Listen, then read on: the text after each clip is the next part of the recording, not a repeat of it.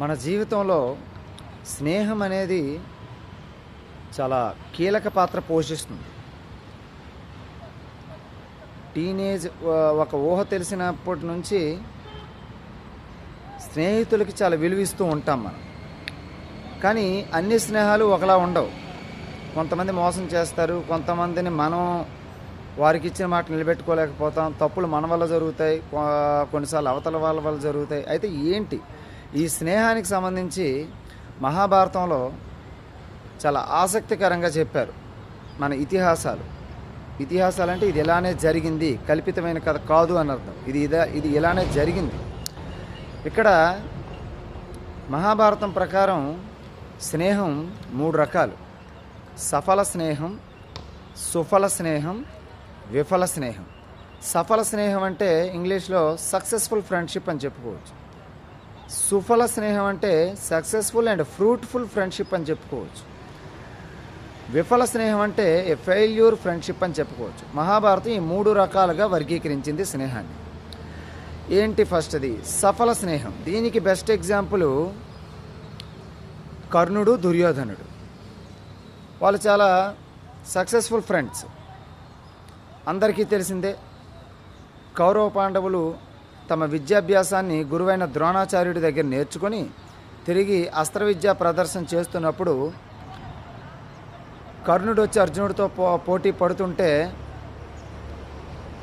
నువ్వు నీ కులం ఏంటో తెలీదు కనుక నీకు ఈ పోటీలో పాల్గొనే అవకాశం లేదు అన్నప్పుడు దుర్యోధనుడు కర్ణుడికి అంగరాజ్యాన్ని ఇచ్చి రాజుని చేస్తాడు. దాంతో కర్ణుడు, దుర్యోధనుడు ఫ్రెండ్స్ అయ్యారు.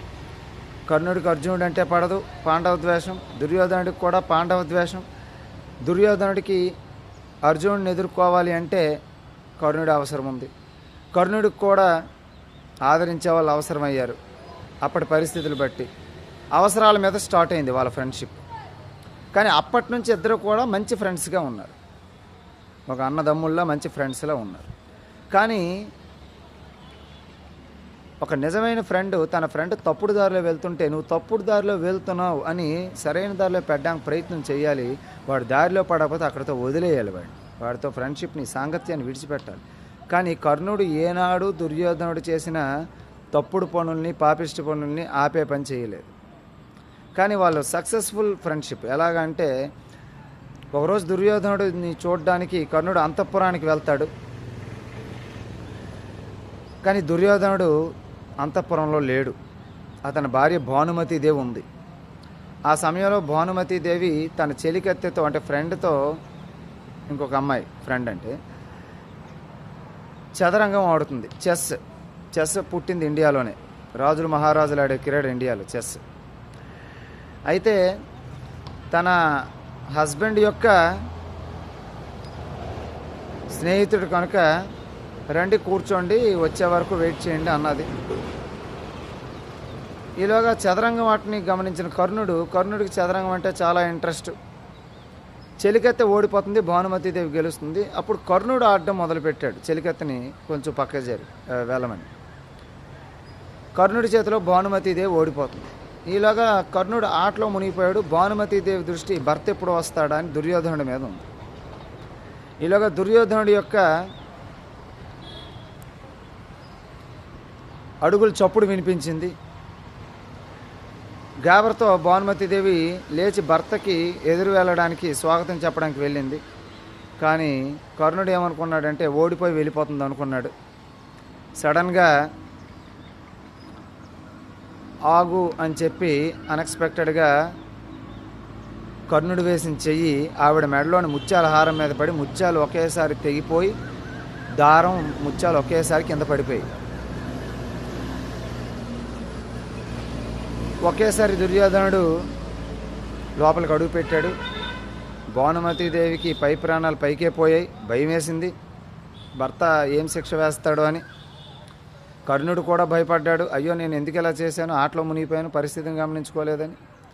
కానీ దుర్యోధనుడు వెంటనే ఆ తెగిపోయిన దారాన్ని, వజ్రాల్ని, ముత్యాల్ని ఒక చోట ఏరి తన భార్య భానుమతీదేవి చేతిలో పెట్టి, నా మిత్రుడు తెలియక తప్పు చేశాడు, క్షమించండి మహారాణి అని అన్నాడు.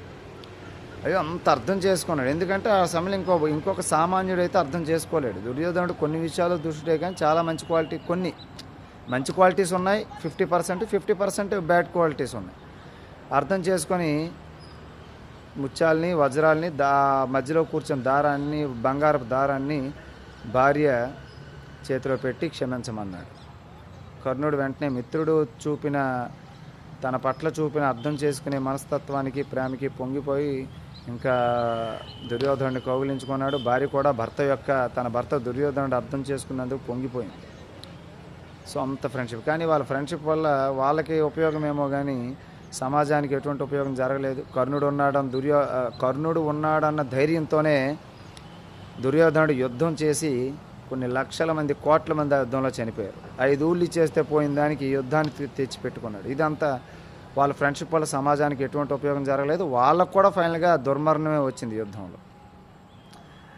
రెండోది విఫల స్నేహం. దీనికి మహాభారతంలోని బెస్ట్ ఎగ్జాంపుల్ కౌరవ పాండవుల గురువైన ద్రోణాచార్యుడు, పాంచాల రాజు ద్రౌపది యొక్క తండ్రి ద్రుపద మహారాజు.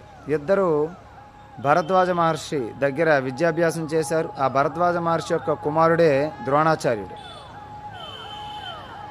అప్పుడు ద్రుపదుడు అన్నాడు, నేను రేపు పొద్దున్న పాంచాల రాజ్యం, అంటే ఇప్పుడు పంజాబ్, ఆ పాంచాల రాజ్యానికి నా తండ్రి తర్వాత రాజునైనప్పుడు నేను నీకు నా రాజ్యంలో సగభాగం నీకు ఇస్తాను, మన ఇద్దరం కలిసి హ్యాపీగా ఉందామని అన్నాడు. తర్వాత ద్రుపదుడు రాజు అయ్యాడు. ద్రోణాచార్యుడు కృపాచార్యుని యొక్క చెల్లెలు కృపిని వివాహం చేసుకొని ఈశ్వరుడి వరప్రసాదంతో అశ్వత్థామ అనే చిరంజీవిని కుమారుడిగా పొంది, కానీ ఇంత పొందిన పేదరికం ద్రోణాచార్యుని బాధించింది. అశ్వత్థామకు తాగడానికి పాలు కూడా లేవు. సరే, తన చిన్ననాటి మిత్రుడు ద్రుపదుడు ఉన్నాడు కదా, ఒక ఆవు నేను ఇవ్వకపోతాడా అని చెప్పి వెళ్తే ద్రుపదుడు రాజునన్న అహంకారంతో, నీలాంటి దరిద్రులతో నాలాంటి రాజులకి ఎలాంటి స్నేహం ఉండదు, అడుక్కోవడానికి వచ్చావు అడుక్కో, కానీ ఫ్రెండ్ అంటావా అని అన్నాడు. చాలా చిన్ననాటి నుంచి ఎంతో అన్యోన్యంగా ఐకమత్యంగా ఉన్న ద్రోణాచార్యులు చివరికి అలాగా వైరంతో ముగిసింది. ఆఖరణ ద్రోణాచార్యుడు కౌరవ పాండవులు గురువై మహాభారత యుద్ధంలో ద్రుపదుడి యొక్క పాంచాల సైన్యాన్ని చీల్చి చెండాడుతాడు. అంటే ఫ్రెండ్షిప్ ఆఖరికి అలా ఫెయిల్యూర్ ఫ్రెండ్షిప్, విఫల స్నేహంగా మారింది. ఇక మూడోది సక్సెస్ఫుల్ అండ్ ఫ్రూట్ఫుల్ ఫ్రెండ్షిప్, అంటే సుఫల స్నేహం. సుఫల స్నేహం, దీనికి బెస్ట్ ఎగ్జాంపుల్ శ్రీకృష్ణుడు, అర్జునుడు. చాలా స్లోగా వాళ్ళ స్నేహం స్టార్ట్ అయింది, కానీ అర్జునుడి యొక్క రథాన్నే కాదు జీవితాన్ని కూడా ముందుండి నడిపించాడు శ్రీకృష్ణుడు.